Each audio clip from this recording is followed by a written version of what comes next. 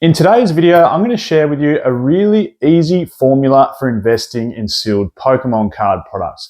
The whole idea behind this formula is to make you as much money as possible, as quickly as possible, with the least amount of hassle and effort. Sounds pretty simple, doesn't it? We'll get into it in a second, hey. Before we do so though, if you haven't subscribed to the channel, please do so. And if you want to become a channel member, that would be greatly appreciated. You can sign up from the home screen on my YouTube site. And once you are a member, you can shoot me any investing related questions that you want and I'll get back to you in a timely manner. Hey, this formula, I know it's a beginner's guide as the title sort of says, but it can be for anyone.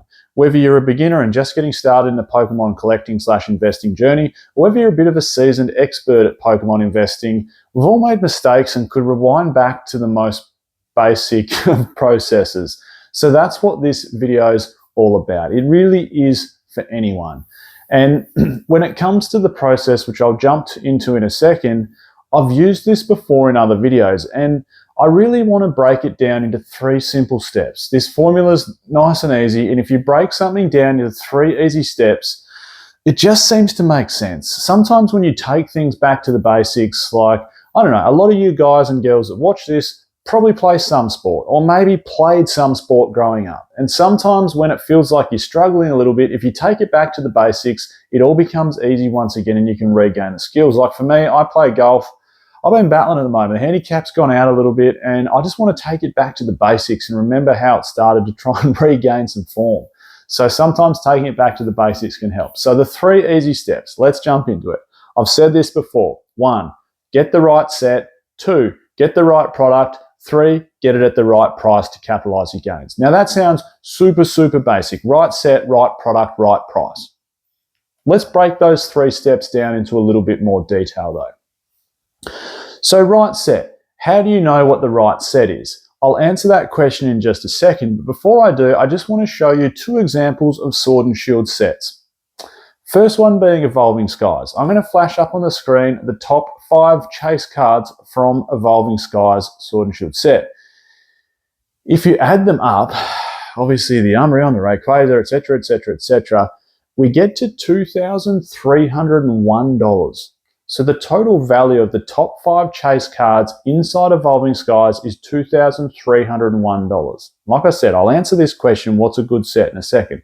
The second set that I want to go into from the Sword and Shield era is Astral Radiance. Now, I've spruiked this set quite heavily. It is a real sleeper set in my opinion. So I'm certainly not rubbishing it by comparing it to Evolving Skies. I just want to make a bit of an example. Astral Radiance top 5 chase cards, which I'll show up on the screen here, of course, starting with the Machamp, Starmie V, etc., they total $368. So let's just compare those values for a second. These are just the top 5 chase cards, raw US dollar TCG price. Evolving Skies, $2,301. Astral Radiance, $368.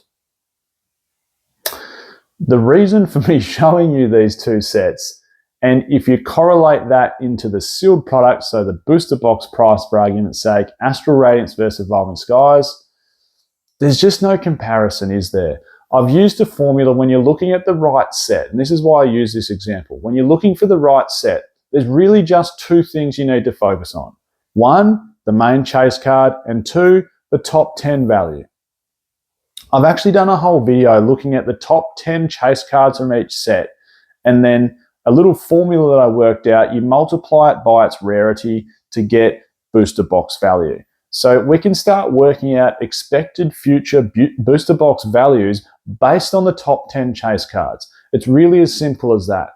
Now, yes, it's as simple as that, but there needs to still be that massive hook, that massive carrot. There needs to be that big chase card. You know, Team Up had the Latios. Evolving Skies, of course, has the Umbreon. Astral Radiance is a solid set, don't get me wrong, and it'll be worth plenty as a booster box down in the future, but where's the big chase card? Where is it? Doesn't have one.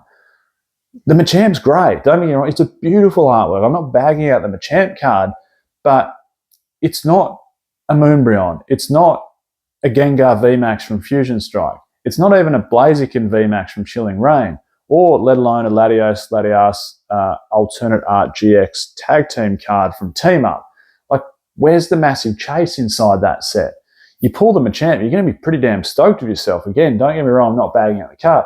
The point I'm trying to make is when we're looking at the right set, all that really matters if it comes to investing, and this is an investing channel and an investing video, you can collect whatever you want. I don't collect Elite Trainer boxes because I think they're going to go up in price 10x in the next 3 years. I collect them because I like the way they look and they display really well. I collect booster boxes, or I invest in booster boxes because I think they're going to go up. And that'll get to the second point in a second, which is the right product. But anyway, back to the right set, just to finalize it. So the right set, all that matters in my eyes is two things: top 10 chase cards and one real big chase card.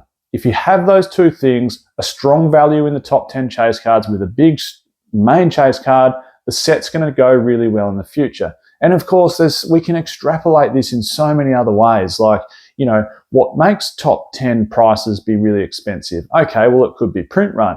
Okay, it could be the Pokemon used inside the set. Okay, it could be the pull rates. Like, there's so many other things that fall into that scenario, but ultimately the answer will come to you from top 10 chase card total value and main chase card. That's what the right set is. Now, when it comes to the right product, there are, of course, some holiday sets and main sets, but I just want to talk main sets for the time being. I predominantly invest in main sets. So the right product is a clear winner for me. It's a booster box. But hey, not everyone that's getting into the Pokemon investing hobby has the money to buy booster box cases or even a booster box in some circumstances. A lot of people get into this hobby, you know, times are tough at the moment. There's not a great deal of money around. So if you're not investing in a booster box, of course there's Elite Trainer boxes. I think they'll take a lot more time to appreciate than they ever have in the past. Will they ever appreciate? Yeah, of course they will. Like, look at Evolving Skies Elite Trainer boxes. If it's the right set, even if you've got an average product, it'll still go up in value. So right set, right product. When it comes to the product, if you can't afford the booster box, my suggestion would be something like a 3-pack blister with a really good promo inside it. Here's an example, right? So 3-pack blister from Evolving Skies with an Umbreon promo. This sealed product is going really well. Why? Because it's the right set and the right product. 3-pack blisters are good, particularly if they have a really strong promo. Compare that to something like Silver Tempest with the Togetic promo inside there. Is it the right set? Hey, it's not a bad set, but I don't think it's, you know, it's certainly top 50% Sword and Shield, but it's not a stellar set. Yes, you've got the Mega Chase card and the Lugia, but the top 10 value isn't that strong, particularly if you remove the Lugia out of it. And is it the right product? Well, 3-pack blisters are pretty good products, but the promo's a bit average. Togetic's not really, you know, a fan favorite or big chase card sort of Pokemon. So you get the point I'm trying to make. When it comes to the right product, if you can't afford the booster box, which in my opinion is the out and out winner, like, you should be investing in booster boxes. Just get cases of booster boxes. Easy, done. Like, I know that sounds very silly or very simple, I should say, and blasé, but that's really the best strategy. Cases of booster boxes or just individual booster boxes. That's your standard investment piece when it comes to Pokemon card investing. But if you can't get it, get a product that you think, you know, is a good collection box with the right promo inside it, has good pack to dollar ratio, is a 3-pack blister with a really strong promo inside it. And if it's from a holiday set like 151, things like booster bundles are going really well. Things like Elite Trainer boxes from 151 are going really well. Look back to a set like Hidden Fates, which of course didn't have a booster box. The Elite Trainer box is going quite strong, even though it got printed to the absolute ground.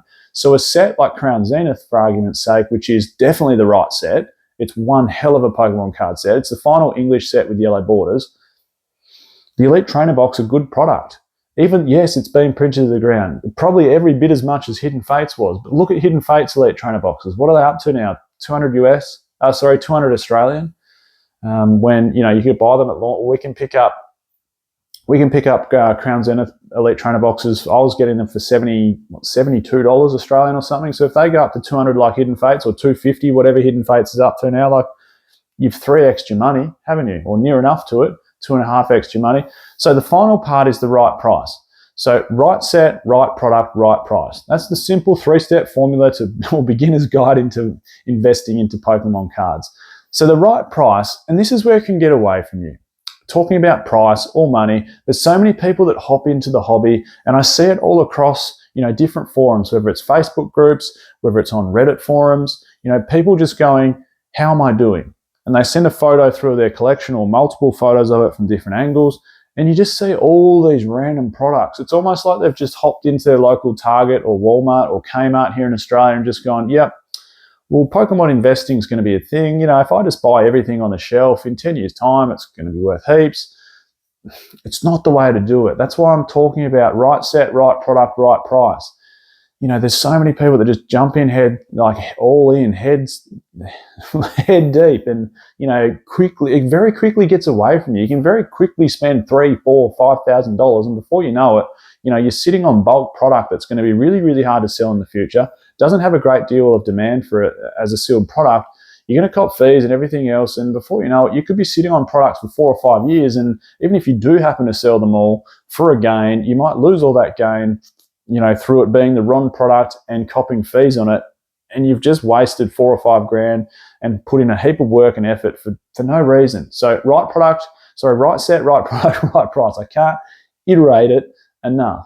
So the right price. Always look for a sale, and I talked about this a little bit in the last video. Okay, Gameology here in Australia is running a sale on some Scarlet and Violet booster boxes. Yes, there's every chance that all 4 of these booster boxes they're running, except maybe Scarlet and Violet base. I wouldn't be surprised if that's finished. All 4 of them could get a reprint. If they do, yeah, okay, prices may stagnate for a fair while. Who knows? The second half of Scarlet and Violet might be super, super strong as well, and we end up in the position like Vivid Voltage and Darkness Ablaze and Battle Styles that just sit at RRP for 3-4 years before they're finally starting to make an uptick. That could happen. However, these sets, they aren't bad sets. They're actually pretty damn good sets, particularly Paldea Evolve, and then Temporal Forces, and then Paradox Rift. All 3 of those, that's how I rank the top three main sets from Scarlet and Violet so far. Paldea Evolve, Temporal Forces, Paradox Rift. I think they're all pretty damn good sets. And they have some great chase cards inside them, and they have some nice artwork. Well, more than nice artwork. They have some beautiful artwork inside them. So if you can pick them up at the right price, they're $152 on Gameology. There's also some coupon codes you can attach to get another $5 off. It makes them $147. That's like 85 to 90 US. That's pretty damn cheap for Paldea Evolve and Temporal Forces and Paradox Rift, in my opinion. So right set, right product, right price. Use vouchers, use TikTok deals, use whatever you need to do to buy product as cheap as you possibly can, as long as it's the right price. Don't fall into the trap of, we had to clear these these starter decks because no one's buying them, and they're, rather than being $20 US for a starter deck, they're, $8.50 US for a starter deck. The reason they're discounted so heavily is because no one wants them. The other thing is, I definitely feel it's a buyer's market right now. And this is just to conclude on the whole video. It's definitely a buyer's market. People will be really, really bullish, it seems, during a seller's market because things will be going up and up and up and up and up, and people get bullish on it. Like old arts from Sword and Shield at the moment, up and up and up and up, and people are buying them still, which is just pushing the price further north. That's not a buyer's market, it's a seller's market on those products. They're going to reach an all-time high that they've never seen before. At the moment, there's going to be a heap of end of financial year sales. Retail stores have not been going great this financial year. We've seen so much, interest rate rises, less consumer spending. People are going to be, or stores are going to be overstocked, whether it's online or in person. You're going to be able to pick up some deals this end of financial year on some good sealed products. So to finalize, right set, right product, right price. I don't know if I can push it into you any more than that as the beginner's guide.